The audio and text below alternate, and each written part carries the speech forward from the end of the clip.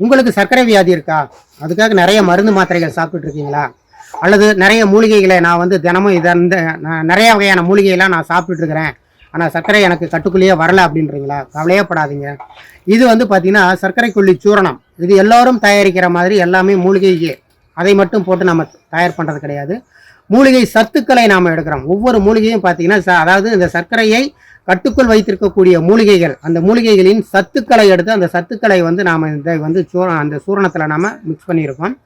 இந்த சூரணத்தை காலையில் 1 டீஸ்பூன், சாயந்தரம் 1 டீஸ்பூன் தண்ணியில் கலந்து உணவுக்கு முன்னாடி குடிச்சிட்டு வரும்போது பார்த்தீங்க அப்படின்னா குறிப்பிட்ட சில நாட்களிலேயே அந்த சர்க்கரையின் ரத்தத்தில் இருக்கக்கூடிய சர்க்கரையின் அளவு வந்து கட்டுக்குள்ள வருதுங்க. இதுக்கு முக்கியமாக பார்த்தீங்க அப்படின்னா உணவு கட்டுப்பாடு இருக்கணும். உணவு கட்டுப்பாடு அப்படின்னா ஒரு நாளைக்கு ஒரு வேளையாவது பாரம்பரிய அரிசியில் உணவு எடுத்துக்கணும். இட்லி தோசை சாப்பிடக்கூடாது. இரவு உணவு 7 மணிக்குள்ளே முடிச்சுக்கணும். இது மாதிரி உணவு கட்டுப்பாடோட இந்த சர்க்கரை கொல்லி சூரணம், அதாவது மூலிகைகளின் சத்துக்களை எடுத்து தயாரிக்கப்பட்ட இந்த சர்க்கரை கொல்லி சூரணம், இதை தொடர்ந்து நீங்கள் எடுத்துகிட்டு வரும்போது 90 நாட்களுக்குள்ளே பார்த்தீங்க அப்படின்னா உங்களுக்கு சர்க்கரையின் அளவு வந்து கட்டுக்குள்ளே வந்துருங்க. இருந்தாலும் நீங்கள் இதை வந்து தொடர்ந்து எடுத்துக்க வேண்டி இருக்கும்.